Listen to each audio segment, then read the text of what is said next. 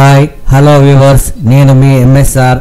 ఈరోజు ప్రధాన పత్రికల్లోని ప్రధాన అంశాలు మీకోసం.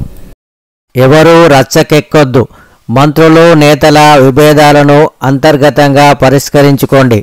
సీఎం, డిప్యూటీ సీఎం, పీసీసీలకు సూచించిన కాంగ్రెస్ అధిష్టానం.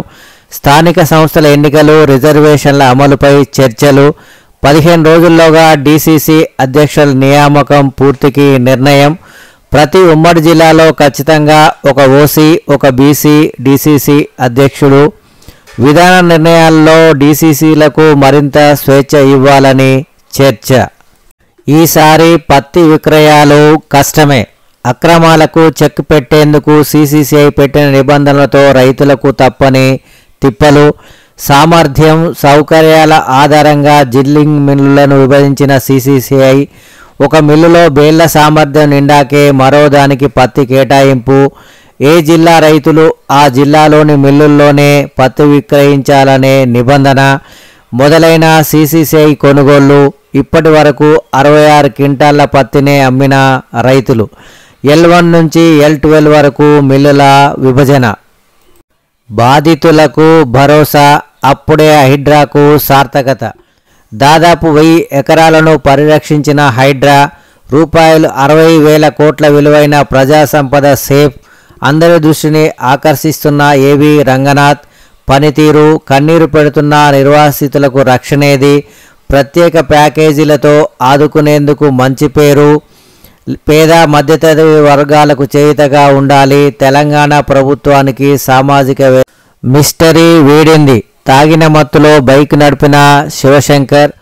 దర్యాప్తులో విస్తుపోయే వాస్తవాలు వెలుగులోకి. బస్సు డ్రైవర్ నిర్లక్ష్యమే ప్రమాదానికి కారణం. నకిలీ సర్టిఫికెట్తో లైసెన్సు. Bus driver arrest. వివరాలు వెల్లడించిన ఎస్పీ విక్రాంత్ పాటిల్.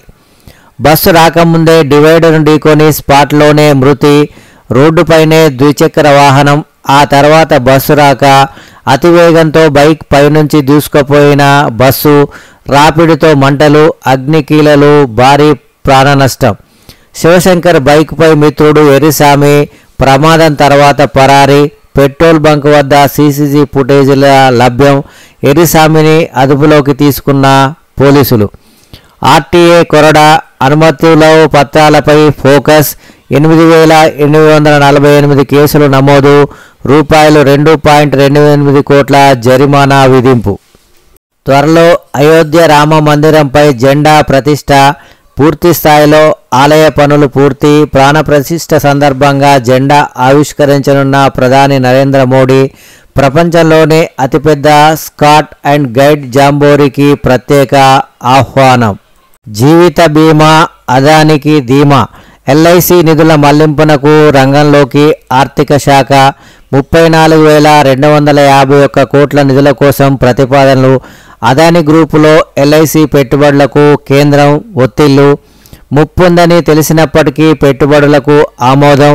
విదేశీ బ్యాంకులు అదానికి రుణాలు ఇవ్వకపోవడంతోనే అమెరికన్ పత్రిక ది వాషింగ్టన్ పోస్ట్లో సంచలన కథనం. ప్రజల డబ్బుతో మోదీ సర్కార్ జూదమేంటి నిపుణులు.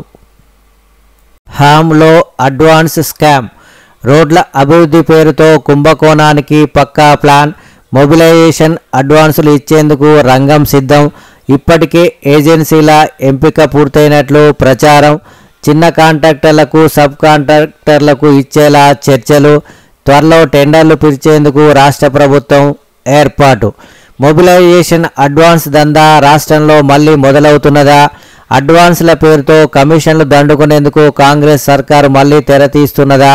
వైఎస్ హయాంలో జలయజ్ఞం పేరుతో చేసిన మొబిలైజేషన్ దోపిడీని ఇప్పుడు పునరావృతం చేయబోతున్నారా?